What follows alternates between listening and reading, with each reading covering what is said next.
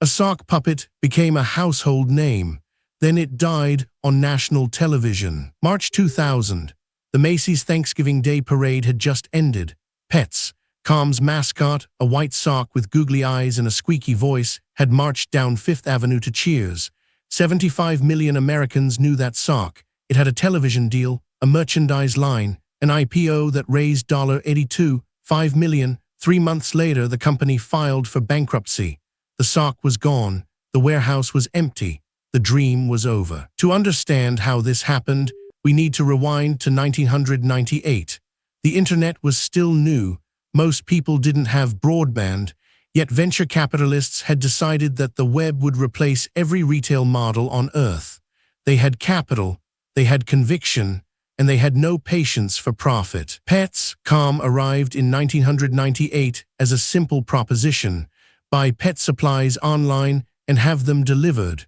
The idea wasn't absurd, it was logical, but the execution was built on a fatal assumption that infinite venture funding meant you never had to make money. Pets.com spent $2 on marketing for every $1 of revenue.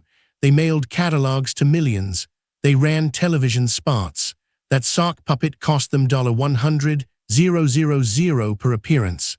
The company burned through $147 million in 2 years. They had no path to profitability.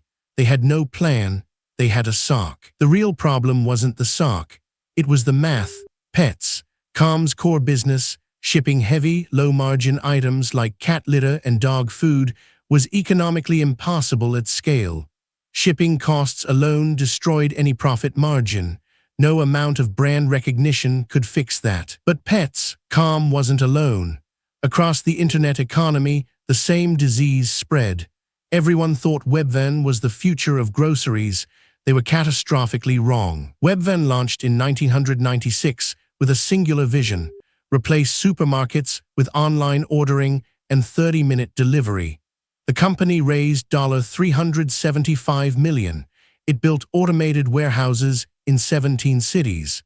It bought thousands of delivery vans, and it lost money on every single transaction. The founder, Louis Borders, was brilliant. He had co-founded Borders Books. He understood retail logistics, but he believed that venture capital could overcome economics. It couldn't. Webvan's delivery cost was $27 per order. The average order was $35.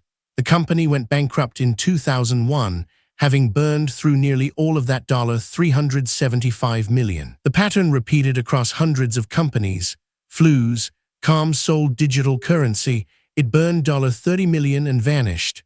Boo.com tried to sell clothes online with custom avatars. It spent $135 million and lasted 18 months. Cosmo.com promised 1-hour delivery of anything. It went bankrupt in 2001. By 2000, venture capitalists had poured $175 billion into internet startups. The logic was simple: get big fast, worry about profit later. Growth was the only metric that mattered.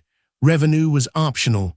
Profit was heresy. This wasn't stupidity, it was ideology. Venture capitalists genuinely believed that the internet had changed the rules of business, that unit economics no longer mattered, that network effects would eventually create monopolies worth trillions. They were half right. The internet did change everything, but it didn't change the law of gravity. The crash arrived in March 2000. The NASDAQ peaked at 5,048 on March 10. By October, it had fallen to 3,880. By 2002, it had collapsed to 139. 90% of the gains were erased. Companies vanished overnight. Pets.com filed for bankruptcy in November 2000. The sock puppet was retired. The warehouses were liquidated. Employees got severance. Investors got nothing. The company that had spent $300 million to build a brand lasted less than 3 years. But here's the thing, some of the ideas weren't wrong. Online pet supplies exist today. Grocery delivery exists today. It just took 2 decades, different business models, and companies that actually managed costs.